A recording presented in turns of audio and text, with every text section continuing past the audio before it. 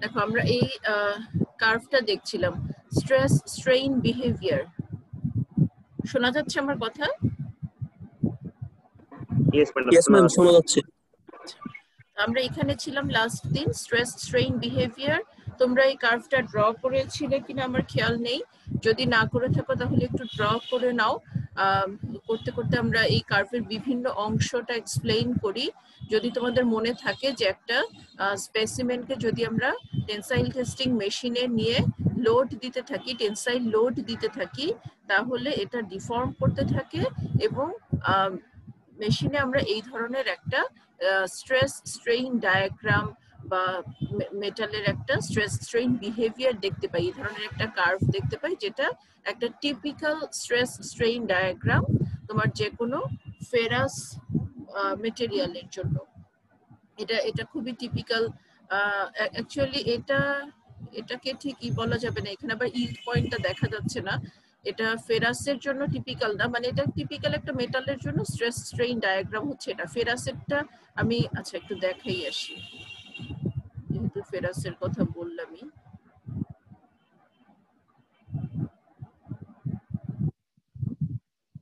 এইটা হচ্ছে এই যে এই লাইট ব্লুটা হচ্ছে ফেরাস মেটেরিয়ালস এর জন্য, বা এই যে এই ব্লুটা এটা হচ্ছে ফেরাস মেটেরিয়ালস এর জন্য, যেখানে একটা শার্প ইল্ড পয়েন্ট দেখা যাচ্ছে। এখানে তো অনেকগুলো মনে হচ্ছে ইল্ড পয়েন্ট, আর এখানে একটা শার্প ইল্ড পয়েন্ট।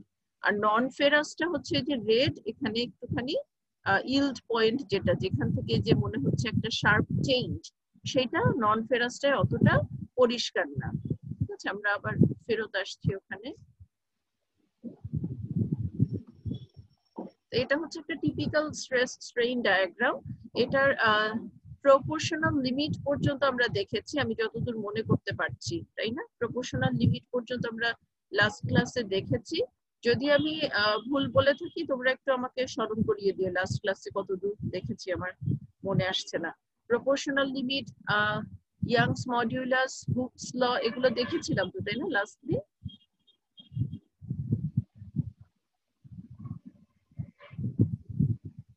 তোমরা আছো? জি ম্যাডাম, প্রপোর্শনাল নিয়ে দেখাইছিলেন, ওই যে গ্রাফের টেনজেন্ট নেওয়া ওই পার্টটা দেখাইছিলেন। এটা দেখেছো, ঠিক আছে। তাহলে এতটুকু অংশ ছিল, প্রপোর্শনাল লিমিট পর্যন্ত ছিল আমাদের ইলাস্টিক ডিফরমেশন। ইলাস্টিক ডিফরমেশন মানে মেটাল যদি ডিফর্ম করেও তাহলে লোডটা রিলিজ করে দিলে সে আবার আগের অবস্থায় ফেরত আসবে। মানে এর ভেতরে যে অ্যাটম গুলোর মধ্যে যে বন্ড আছে, এই লোডের কারণে বন্ডটা একটু স্ট্রেচড হলেও আবার লোড রিলিজ করে দিলে অ্যাটম গুলো আবার আগের অবস্থায় ফেরত আসে। এই যে এখানে শুরুতে ছোট একটা অংশে অ্যাটম গুলো এভাবে সাজানো আছে, যখন টেনসাইল লোড দেয়া হলে যে পাশে টানা হচ্ছে, তখন একটু বন্ডটা মনে হচ্ছে স্ট্রেচড হয়েছে, আবার যখন লোডটা ছেড়ে দেওয়া হয়েছে তখন সে আবার আগের অবস্থায় ফেরত চলে এসেছে। এতটুকু পর্যন্ত আমরা লাস্ট দিন দেখেছিলাম। এই যে ইলাস্টিক যে রিজিয়নটা, ইলাস্টিক স্ট্রেস স্ট্রেইন কার্ভের এখানে যে স্লোপটা, সেটাকে আমরা বলছি মডুলাস অফ ইলাস্টিসিটি। এটা একটা মেজার, এটা একটা প্রপার্টির মেজার, যে মডুলাস অফ ইলাস্টিসিটিটাকে আমরা বলতে পারি স্টিফনেস। যে স্টিফনেসটা হচ্ছে মেটেরিয়াল কতটুকু রেজিস্ট করে এই ইলাস্টিক ডিফরমেশনকে। যখন আমরা টেনসাইল লোড দিয়ে টানছি বা একটা লোড দিয়ে টানছি, তখন ইলাস্টিক্যালি ডিফর্ম করতে মেটেরিয়ালটা কতখানি রেজিস্ট করে। যত বেশি রেজিস্ট করবে আমরা সেটাকে তত বেশি স্টিফ মেটেরিয়াল বলবো। এটা কিভাবে আমরা যদি এরকম না হয়, স্ট্রেইট লাইন যদি না হয়, নন লিনিয়ার যদি হয়, সেক্ষেত্রে আমরা এই মডুলাসটা কিভাবে বের করব সেটা আমরা এই পর্যন্ত গতদিন দেখেছিলাম। আজকে আমরা দেখব ওই কার্ভটার পরের অংশ।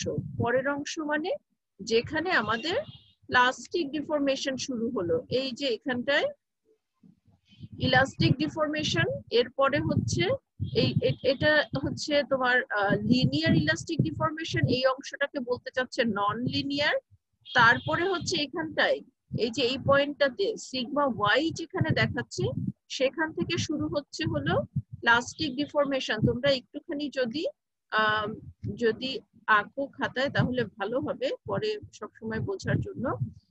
প্লাস্টিক ডিফরমেশনটা কি? অন্যভাবে যদি বলি পার্মানেন্ট ডিফরমেশন।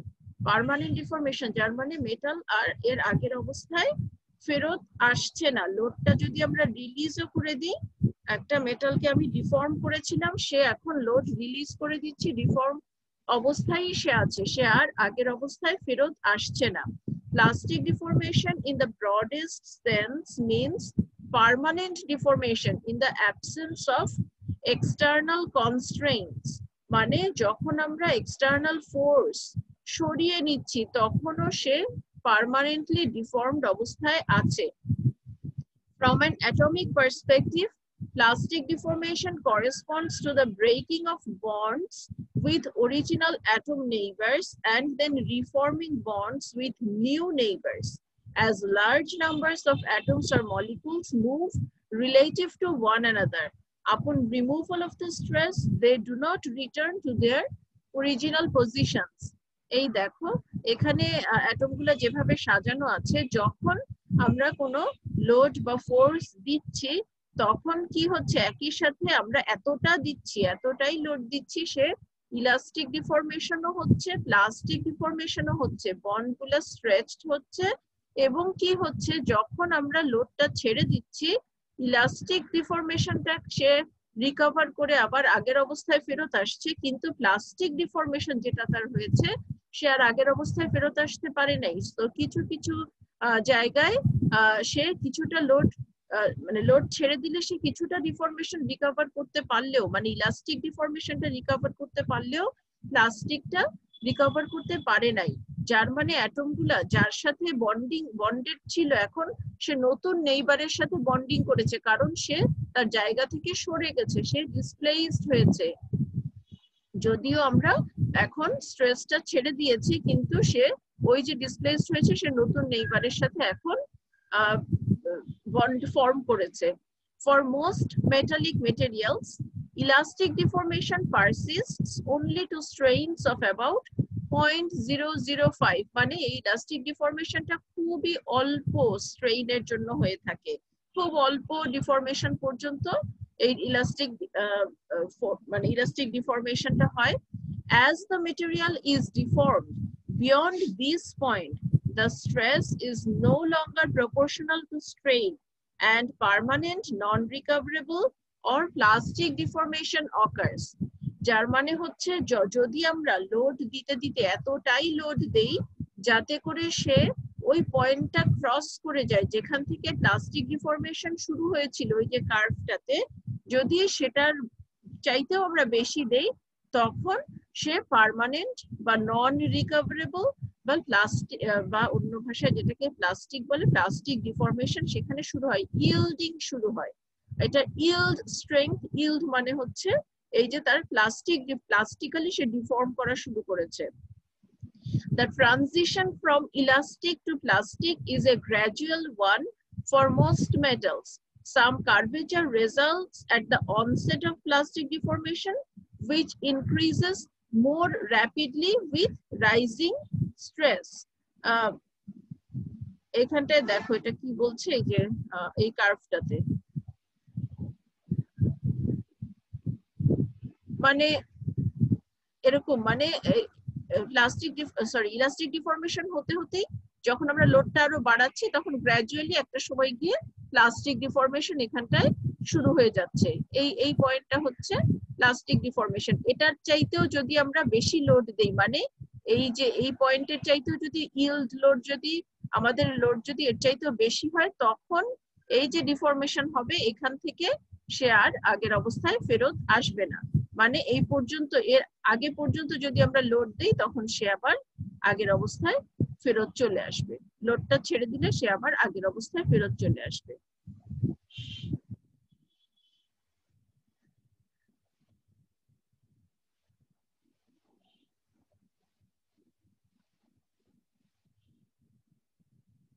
এই ছবিটা আমরা বুঝি কিনা, এই যে ইনিশিয়াল স্টেটে এই অবস্থায় ছিল, এই আগের ছবিটাই এটার সাথে এটার একটা কানেক্ট করে দিয়েছি। দেখো আমরা বড় লোড অ্যাপ্লাই করছি, মানে ইল্ড লোড অ্যাপ্লাই করছি আর কি, তখন বন্ডটা স্ট্রেচড হচ্ছে। এখন দেখো যে ডিফরমেশন হচ্ছে সেটা ইলাস্টিক প্লাস প্লাস্টিক দুটাই হচ্ছে, ইলাস্টিক প্লাস প্লাস্টিক দুটাই হয়েছে। ফোর্স যখন রিলিজ করে দিলাম তখন ইলাস্টিক ডিফরমেশন ডেল্টা ই যেটা ছিল সেটা কিন্তু আগের অবস্থায় ফেরত চলে আসলো। মেটালটা এতটা ডিফর্ম হয়েছিল, সে কিন্তু এতটুকু ডিফরমেশন আবার রিকভার করে ফেললো। কিন্তু এই যে প্লাস্টিক্যালি ডিফর্ম করেছে, এই যে এতটুকু আগে ছিল লম্বা হয়ে এতখানি হয়েছে, যখন লোডটা ছেড়ে দিয়েছি তখন সে ইলাস্টিক ডিফরমেশন অংশটা রিকভার করতে পেরেছে, যে এতটুকু অংশ, কিন্তু প্লাস্টিক্যালি সে কিন্তু ডিফর্ম, মানে এতটুকু সে লম্বা হয়ে আছে। এই হচ্ছে এটার সাথে যে কার্ভটা রিলেট করেছে দেখো, প্রথমে হচ্ছে লিনিয়ার ইলাস্টিক, এরপরে non linear elastic plus plastic হলো, যখন লোডটা ছেড়ে দিলাম তখন সে আবার এই এতটুক ডিফরমেশন ছিল ইলাস্টিক ডিফরমেশন, সেটা সে রিকভার করেছে, সে আবার এই অবস্থায় এসেছে। এতটুক যে ডিফরমেশন সেটা হচ্ছে প্লাস্টিক ডিফরমেশন। এটা কি পরিষ্কার আমাদের কাছে? আমরা পরের অংশে যাব।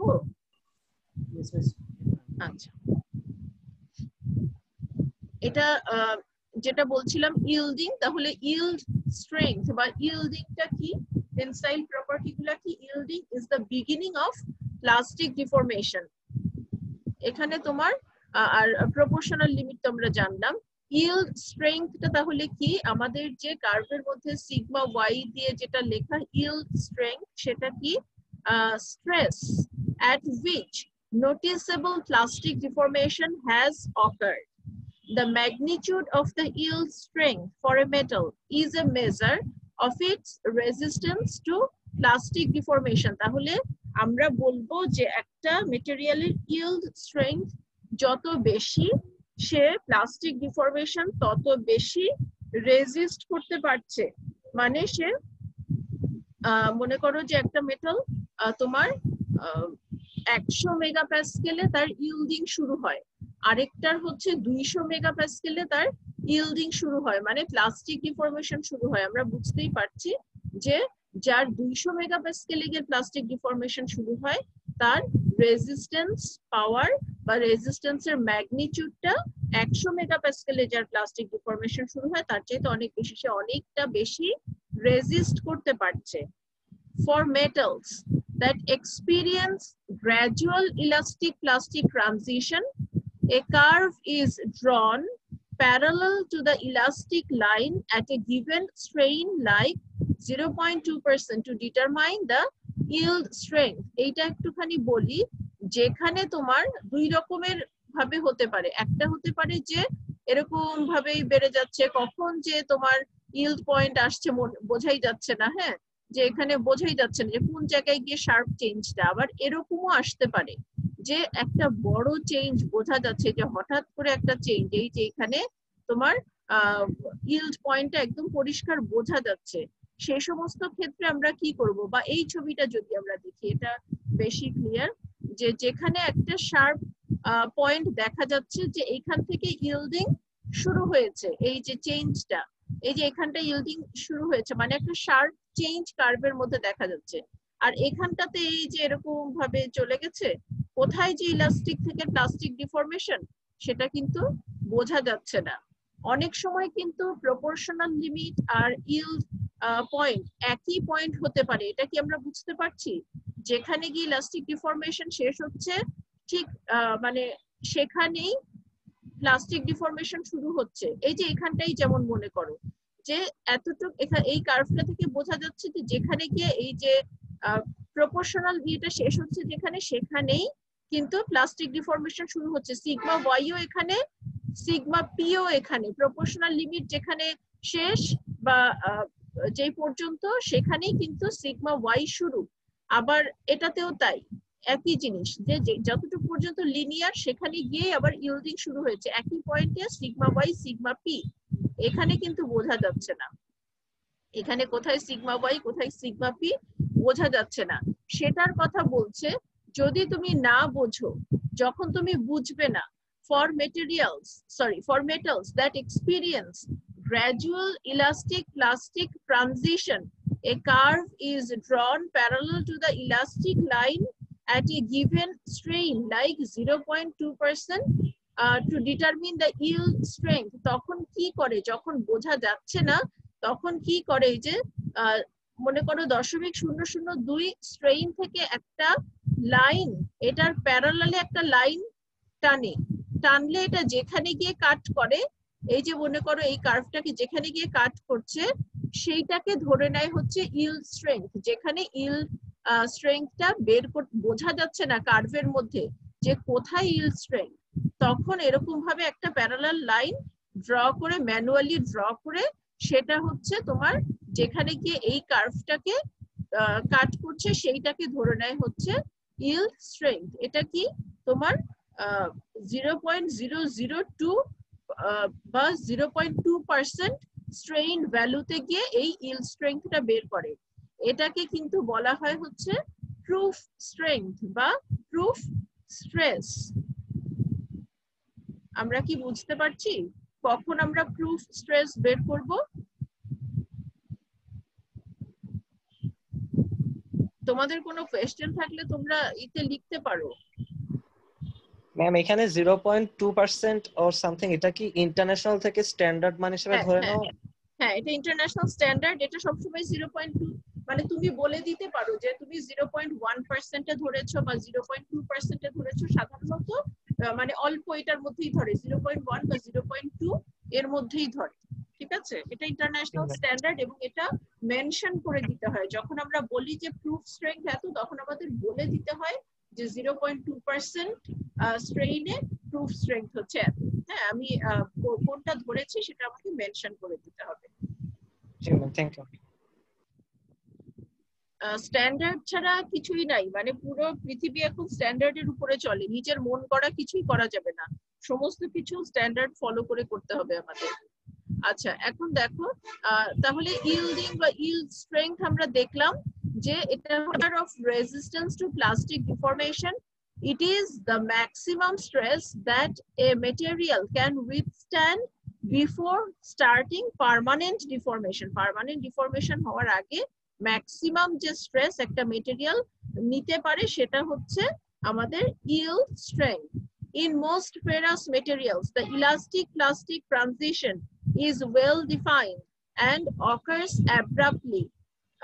এটাই বলছে যে একদম পরিষ্কার বেশিরভাগ ফেরাস মেটেরিয়ালে এই যে ইলাস্টিক থেকে যে প্লাস্টিক ট্রানজিশনটা সেটা পরিষ্কার বোঝা যায়। দেখো ব্লু কার্ভ গুলা বোঝা যাচ্ছে যে কোথায় ইলাস্টিক থেকে প্লাস্টিক ট্রানজিশন হলো।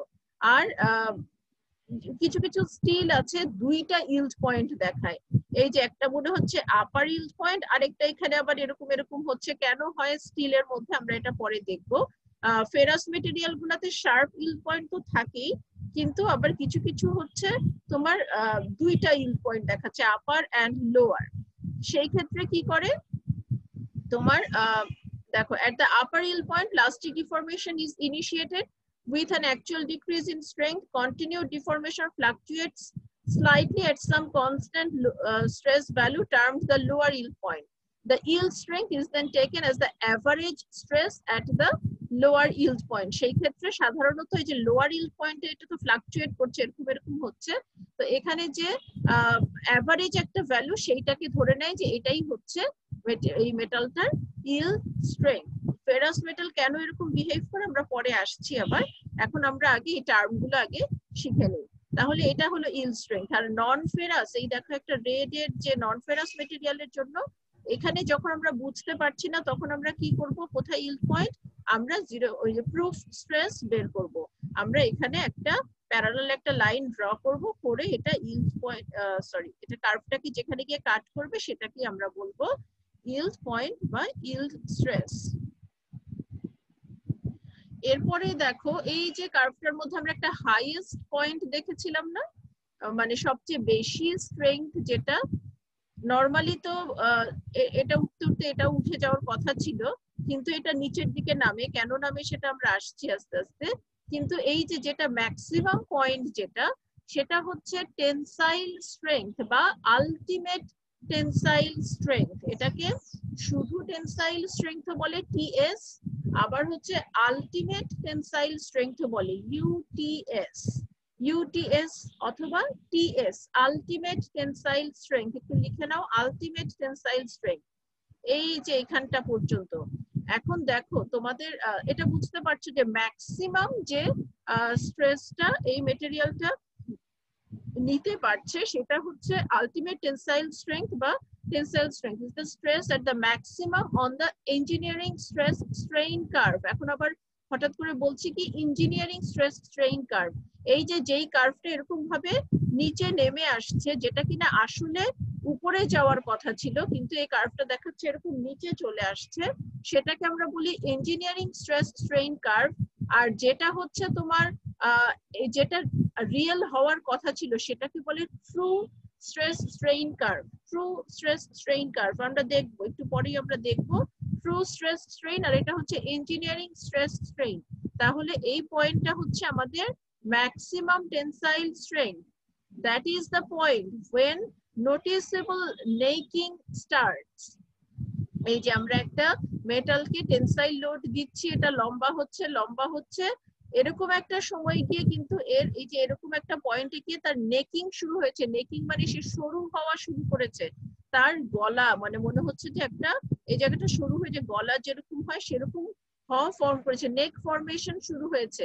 হ্যাঁ, তারপরে সে আস্তে আস্তে গিয়ে একটা সময় গিয়ে সে ভেঙে যাচ্ছে। যে কি হচ্ছে এখানটায় দেখি, এই যে মানে টানছি তোমার নেকিং হচ্ছে, এতে গিয়ে নেকিং শুরু হয়ে গেছে। ফরমেশন অফ মাইক্রো ভয়েডস, যখন আমরা টানা কন্টিনিউ করছি টেনেই যাচ্ছি টেনসাইল লোড দিয়েই যাচ্ছি, কিছু তো মুভমেন্ট হচ্ছে, কিছু মাইক্রো ভয়েডস এরকম জায়গায় ক্রিয়েট হচ্ছে, সেগুলো আবার একসাথে হচ্ছে coalescence of micro voids to form a crack. তারপরে যখন আমরা টানা কন্টিনিউ করে যাচ্ছি তখন crack propagation by shear deformation, এরপরে একটা সময় কি আলটিমেটলি ফ্র্যাকচার হচ্ছে। তাহলে এটা কোন পয়েন্টটা, এটা হচ্ছে আমাদের এই পয়েন্টটা, এই যে সিগমা তোমার এই যে ইউটিএস, যেটা ultimate tensile strength maximum engineering stress on curve. এই দেখো এটা হচ্ছে তোমার এই পয়েন্টটা। হ্যাঁ, এটা হচ্ছে ইঞ্জিনিয়ারিং স্ট্রেস স্ট্রেইন কার্ভ, তাহলে হচ্ছে এইটা, আর এইটা হচ্ছে আমাদের ট্রু স্ট্রেস স্ট্রেইন কার্ভ, যেটা রিয়েল হওয়ার কথা ছিল সেইটা।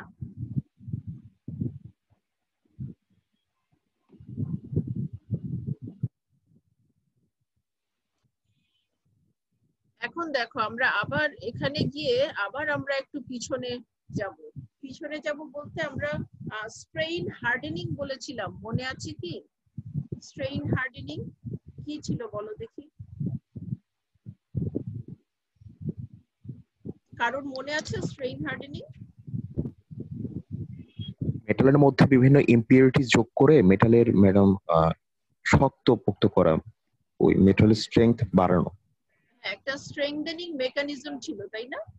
স্ট্রেইন হার্ডেনিং একটা স্ট্রেংথেনিং মেকানিজম, কিন্তু এটা ইম্পিউরিটি অ্যাড করে কি ছিল অতটা মনে নাই। ঠিক আছে, এটা হচ্ছে স্ট্রেইন হার্ডেনিং ছিল একটা স্ট্রেংথেনিং মেকানিজম, এটা মনে আছে তোমাদের তাই তো? আমি আরেকটু মনে করাই দিই, ওইটা ছিল যে তোমরা যদি মেটেরিয়ালকে ডিফর্ম করো মানে বিভিন্ন যে কোল্ড ওয়ার্কিং অপারেশন ছিল মনে আছে, ফোর্জিং, রোলিং, ওয়্যার ড্রয়িং, মনে পড়ছে? জি ম্যাম, জি ম্যাম। মানে ওইটাকে যদি বেশি ডিফর্ম করলে যে গ্রেইন সাইজ গুলোতে একটা ডিফরমেশন আসে, সেটার জন্য জাস্ট হয় ওই যে ডিসলোকেশন মাল্টিপ্লিকেশন হচ্ছিল, মানে এক্সিস্টিং ডিসলোকেশনের থেকে সেগুলো আবার আমরা ডিফর্ম করার জন্য ডিসলোকেশনের মাল্টিপ্লিকেশন হচ্ছিল, ডেনসিটি বেড়ে যাচ্ছিল, সেই জিনিসটাই কিন্তু এইখানটায় আমরা আবার দেখছি। হ্যাঁ, এই যে স্ট্রেইন হার্ডেনিং, আমি একটু তোমাদের বলবো এই ফিগারটা এখন ড্র করতে, আমরা এই জায়গাটা একটু আমাদেরকে বুঝতে হবে যে একটা মেটালকে যদি আমরা ডিফর্ম করে যদি আমরা ছেড়ে দেই, তারপরে যদি আবার ডিফর্ম করতে যাই, তখন দেখা যায় আগে যেই সময় যেই স্ট্রেসে গিয়ে এটার ইল্ডিং শুরু হচ্ছিল, এখন দেখা যাবে যে তার চাইতে অনেক বেশি স্ট্রেস দিয়ে এটার ইল্ডিং মানে ইল্ড করতে হচ্ছে আমাদেরকে। কেন সেটা আমরা এখান থেকে বুঝতে পারবো। এখানে তো আমরা ভেতরের জিনিসটা বুঝেছিলাম, ডিসলোকেশনের মুভমেন্ট হেন তেন, এখন কিন্তু এই কার্ভটা থেকে আমরা সেটার প্রুফটা পাবো যে তোমার স্ট্রেইন হার্ডেনিং হচ্ছে মেটেরিয়ালের মধ্যে। একটুখানি ছবিটা ড্র করো, সাথে সাথে ড্র না করলে শুধু আমি বলে গেলে আবার দেখা যাবে গুলিয়ে গেছে সব। আমি 2-3 মিনিট সময় দিচ্ছি, তোমরা একটু ড্র করো।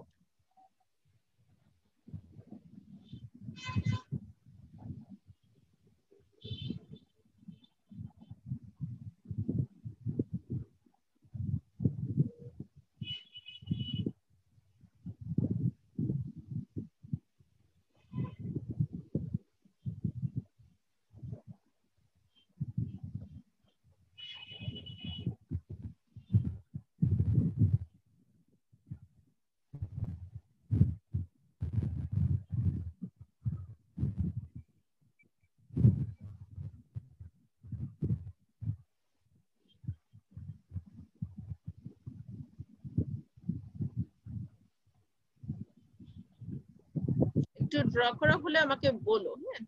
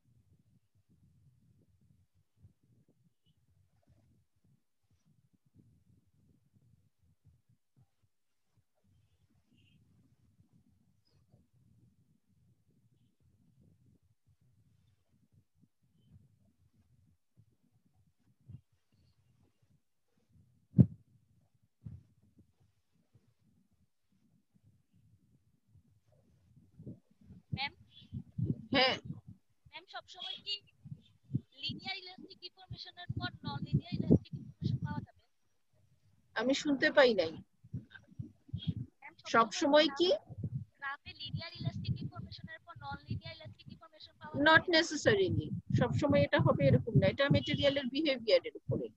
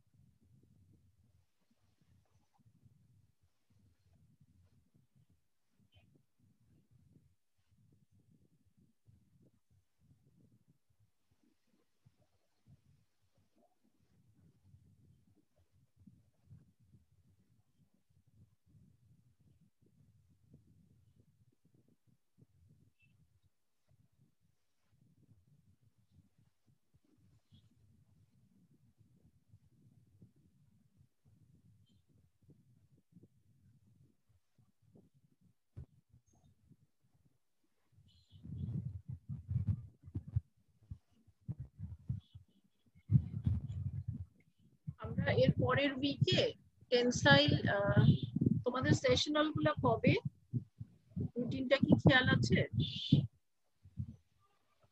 সেশনাল গুলা কবে কবে? ম্যাম রোববার আর সোমবার ছিল 2 গ্রুপের, আচ্ছা, এক গ্রুপ রোববার ছিল, এক গ্রুপ সোমবার ছিল। কোন দিন হলে তোমাদের সুবিধা হয়? নেক্সট সোমবারে তাহলে করি, রবিবারে তো ক্লাস আছে। সোমবার কি বিকেলে? ম্যাম বিকেলে মানে তোমরা এখন কি 2টায় শুরু করো সেশনাল? কোনটা শুরু হয়েছে? না ম্যাম, সেশন একটা শুরু হয়নি। আচ্ছা, তাহলে আমরা সোমবার দুটা বেশি আবার হয়ে যায়, আমরা 2:30টার দিকে। সোমবার সকালে কি তোমাদের ফাঁকা আছে? অন্য ক্লাস কোথাও ফাঁকা আছে না? সব সেশনালি বিকেলে, দুদিনই? সেশনাল সবগুলো তো বিকালে। আচ্ছা ঠিক আছে, অসুবিধা নেই। আমরা তাহলে মনে করো যে 2:30 শুরু করব সোমবার দিন। সোমবার রবিবারেও করা যায়, আচ্ছা সোমবারই করি, ঠিক আছে। সোমবার দিন 2:30 ঠিক আছে। আমরা এই টেনসাইল টেস্টের উপরেই সেশনাল করব, সো এই জিনিসগুলো সবই লাগবে। সেশনালের সময় আমি আর আলাদা করে থিওরি বলবো না, শুধু সেশনালটা কিভাবে করবা, কি হচ্ছে ওখানে প্র্যাকটিক্যাল দেখবো আমরা। এই যে টেনসাইল টেস্টিং করব আমরা ফেরাস মেটেরিয়ালের, নন ফেরাস মেটেরিয়ালের, এই ইল্ড পয়েন্টটা তোমার বের হবে ওখান থেকে, বা একটা ব্রিটল মেটেরিয়াল কিরকম ভাবে, কি ধরনের স্ট্রেস স্ট্রেইন ডায়াগ্রাম দেখাবে। তোমরা কি একটু এখান থেকে বলতে পারবা একটা ব্রিটল মেটেরিয়াল কিরকম স্ট্রেস স্ট্রেইন ডায়াগ্রাম দেখাবে? ধারণা করতে পারবা একটা ব্রিটল মেটেরিয়াল? ব্রিটল মানে মনে করো একটা সিরামিক্স, কি ধরনের স্ট্রেস স্ট্রেইন ডায়াগ্রাম দেখাতে পারে? বেশি ইলংগেট করবে না হয়তো। তুমি একটা জিনিসকে মনে করো, এই যে ইল্ডিং শুরু হবে, কার্ভটা হবে কি এখানে পর্যন্ত গিয়ে ফ্র্যাকচার হয়ে যাবে, এখানে গিয়ে এখানে আবার দেখা যাবে শেষ, আর নাই, এইরকম লম্বা হচ্ছে না। কারণ কি তোমার সিরামিক্স মেটেরিয়ালের ভিতরে কি আছে? প্রচুর পরোসিটি আছে। আমরা এই যে দেখলাম না যে পোর গুলা তোমার মাইক্রো ভয়েডস গুলা একসাথে হয়ে খুব দ্রুত এটা তোমার ফ্র্যাকচারের দিকে নিয়ে যায়। আর এর ভিতরে সিরামিক মেটেরিয়ালের ভিতরে তো ভর্তি তোমার এই পরোসিটি বা পোরাস জিনিসগুলা, খুব তাড়াতাড়ি এটা ব্রিটল ফেইলিয়ার হয়, এটা ব্রিটল ওয়েতে ভেঙে যায়। এই ধরনের কার্ভ ব্রিটল মেটেরিয়াল কিন্তু দেখাবে না, এটা হচ্ছে কোনো ডাকটাইল মেটেরিয়াল দেখাবে, যেটা কিনা নমনীয়, মানে তুমি টানছো বা তুমি এটাকে ফোর্স কম্প্রেস করছো, সেও সাথে সাথে ডিফর্ম হচ্ছে, একটা সময় গিয়ে সে হয়তো আর ডিফর্ম হতে পারবে না। টেনসাইল লোড দিলে একটা সময় গিয়ে ছিঁড়ে যাবে, আর কম্প্রেশন করতে থাকলে সে চ্যাপটা হতেই থাকবে। আমাদের ড্র করা হয়েছে, আমরা কি এখানে পয়েন্ট গুলো মোটামুটি বুঝতে পারছি? এখন দেখো তো, এই যে এইদিকে তো স্ট্রেস আছে, এই তো আছে, যে আছে, হ্যাঁ স্ট্রেস, আর এদিকে হচ্ছে স্ট্রেইন। এই যে ইলাস্টিক রিজিয়ন চিনতে পারছি, এটা হচ্ছে ইলাস্টিক রিজিয়ন। এই যে সিগমা পিএলটা হচ্ছে প্রপোর্শনাল লিমিট, প্রপোর্শনালিটি লিমিট। এরপরে এই যে ইলাস্টিক লিমিট মানে প্রপোর্শনাল নাও হতে পারে, নন লিনিয়ার ইলাস্টিক রিজিয়নও থাকতে পারে, হ্যাঁ। আর এটার সাথেই দেখো ইল্ড স্ট্রেস, এই দুটো আসলে একটাই পয়েন্ট। এই ইলাস্টিক লিমিট যেখানে শেষ হচ্ছে সেখানেই আসলে প্লাস্টিক ডিফর্মেশন শুরু হচ্ছে, ঠিক আছে। তাহলে এই ছোট ছোট দুটো পয়েন্ট যদিও একটু পাশাপাশি দেখিয়েছে বোঝার সুবিধার জন্য, কিন্তু আসলে দুইটা একই পয়েন্ট, যেখানে গিয়ে ইলাস্টিক লিমিট শেষ সেখানেই প্লাস্টিক ডিফর্মেশন শুরু। তাইলে প্রপোর্শনালিটি লিমিট এরকম হতে পারে যে পুরাটাই প্রপোর্শনাল, এই তিনটাই একটাই পয়েন্টও হতে পারে, এরকমও হতে পারে। তো এটা হচ্ছে বোঝার সুবিধার জন্য একটু ছোট ছোট গ্যাপ রেখে তিনটা আলাদা দেখিয়েছে, যে প্রপোর্শনালিটি লিমিট, তারপরে কিছু নন লিনিয়ার ইলাস্টিক ডিফর্মেশন হতে পারে, তারপরে তোমার ইল্ডিং শুরু হচ্ছে, যেখানে ইলাস্টিসিটি শেষ হয়ে গেল সেখান থেকে ইল্ডিং শুরু হয়ে গেল। এটা এই যে ইল্ডিং শুরু হয়েছে, ইল্ডিং চলছে, এরপরে ইল্ডিং এর নামটা চেঞ্জ করে, হ্যাঁ বলো। মাঝখানে সবাই ডিসকানেক্ট হয়ে গেছিলাম, তো কিছু শুনতে পাই নাই। আচ্ছা, কোন পর্যন্ত যে শুনেছো? মানে এই কার্ভটা কি আমি বর্ণনা করেছি তখন শুনতে পেয়েছো? না ম্যাম, ম্যাম ওই ব্রিটল এর ক্ষেত্রে ম্যাম যেটা ছিল ব্রিটল ম্যাটেরিয়ালস এর ক্ষেত্রে। আচ্ছা, সবাই ডিসকানেক্টেড হয়ে গেল? জি ম্যাম, এর আগেও একদিন হয়েছিল মনে হয় এরকম। আচ্ছা, অসুবিধা নেই, ঠিক আছে। এখন কি আবার সবাই আসছো? আমি তো দেখতে পাচ্ছি না কতজন আছে। ম্যাডাম আসছে, হ্যাঁ এখন 48 দেখাচ্ছে, ঠিক আছে। তাহলে আবার বলি, ব্রিটল মেটেরিয়ালের ক্ষেত্রে তাহলে কার্ভটা কিরকম হবে? এতটুকু পর্যন্ত গিয়ে তোমার কার্ভটা নাই হয়ে যাবে, মানে আর তো ড্র করা যাবে না, তাই না?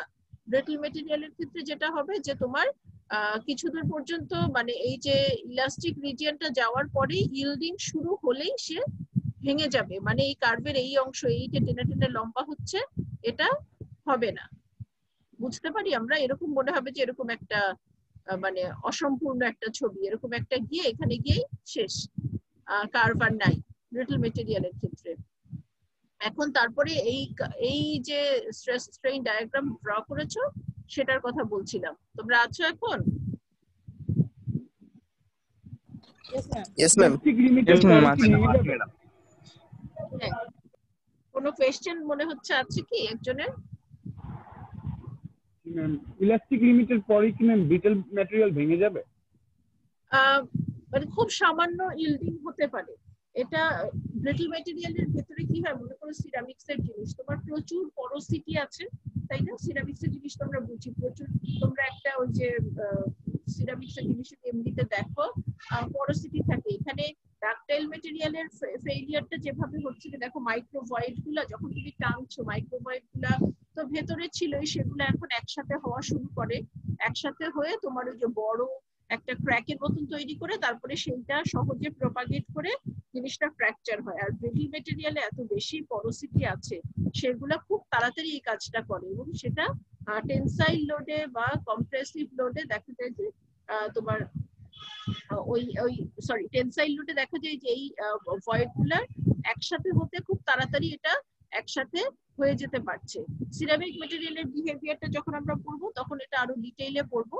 এখন একটু বুঝে রাখি যে এটার কার্ভটা হবে এরকম যে কিছু দূর গিয়ে এখানে আর নাই, মানে এই যে এখানে আমরা টানছি লম্বা হচ্ছে, টানছি লম্বা হচ্ছে, একটা সিরামিক্স এর জিনিস এরকম করে টানার সাথে সাথে এটা লম্বা হবে না। বা শুধু সিরামিক্স এর জিনিস না, মনে করো মেটালও যেগুলো আছে তোমার একটু ব্রিটল নেচারের, যেমন কাস্ট আয়রন, আমরা কাস্ট আয়রনের একটা যে সেশনালের কথা যে বললাম আমরা, ফেরাস মেটেরিয়াল, নন ফেরাস মেটেরিয়াল, তারপরে ব্রিটল মেটেরিয়াল বলতে মেটালের মধ্যেই একটা ব্রিটল জিনিসের আমরা দেখবো, টেনসাইল টেস্ট করে দেখবো। কাস্ট আয়রনের টেনসাইল টেস্টের ডায়াগ্রামটা খেয়াল করো কিরকম হয়, ঠিক আছে, এটা খেয়াল করো।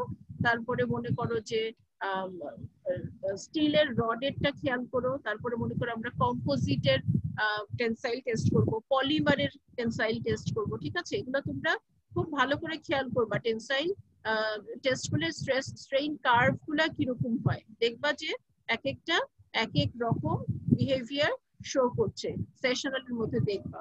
হ্যাঁ, আমরা এই ডায়াগ্রামটা আরো ভালো করে বুঝি, আস্তে আস্তে আমাদের কাছে পরিষ্কার হয়ে যাবে। তো এখন যেটা বলছিলাম, এটার এই অংশ, এই অ্যাক্সিস হচ্ছে স্ট্রেস, এটা হলো স্ট্রেইন।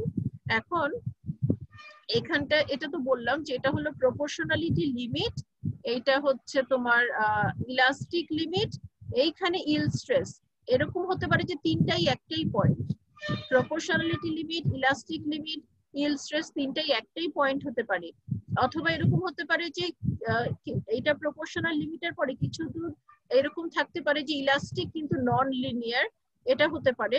আবার এরকম মানে কিন্তু ইলাস্টিক লিমিট যেখানে শেষ হচ্ছে সেখানেই কিন্তু ইল্ডিং আসলে শুরু হচ্ছে, তাহলে এই দুটো পয়েন্ট আসলে একেবারেই কাছাকাছি বা ওভারল্যাপ করে যায় একটা আরেকটার উপর। এটা বোঝার সুবিধার জন্য একটুখানি গ্যাপ রাখা হয়েছে, আমি তখন এটাই বলেছিলাম, তোমরা এটা শুনতে পাওনি, ডিসকানেক্টেড হয়ে গিয়েছিলেন। এখন যেটা হলো এই যে এই অংশটা, তাহলে আমাদের কার্ভের এই অংশটা হচ্ছে ইলাস্টিক রিজিয়ন, এরপরে ইল্ডিং শুরু হলো।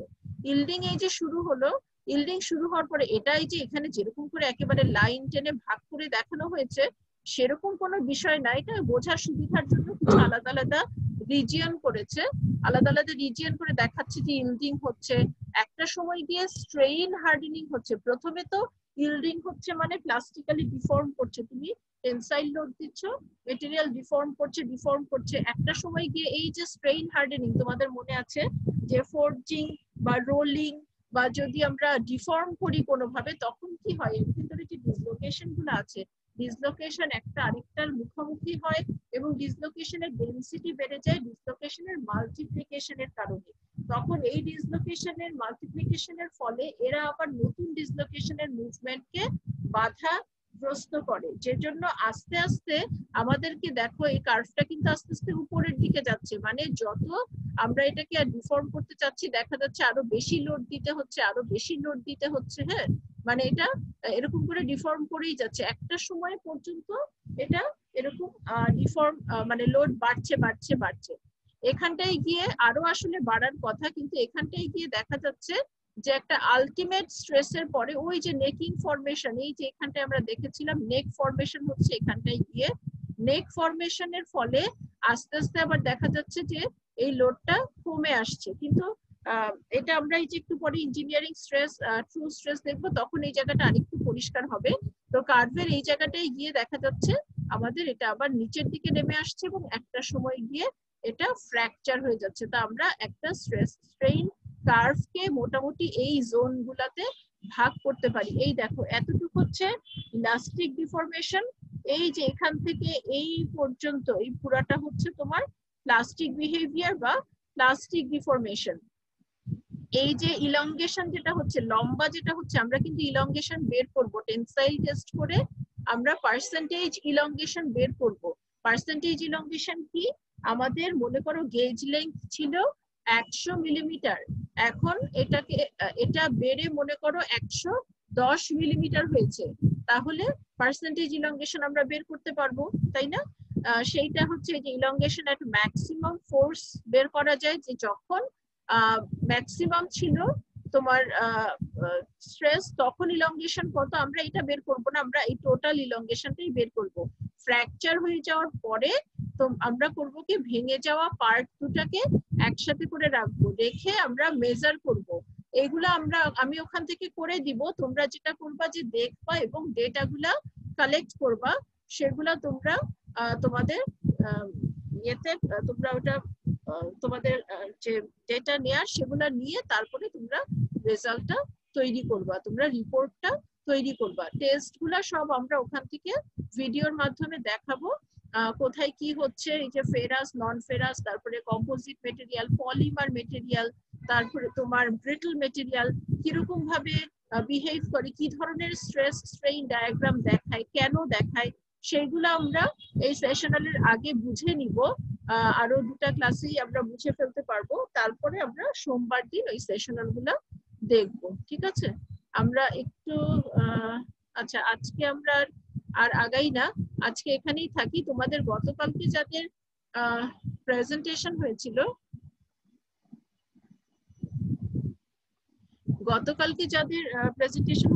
তাদেরকে কিছু বলা হয় নাই, সময় ছিল না জন্য, আজকে একটু বলে দিই।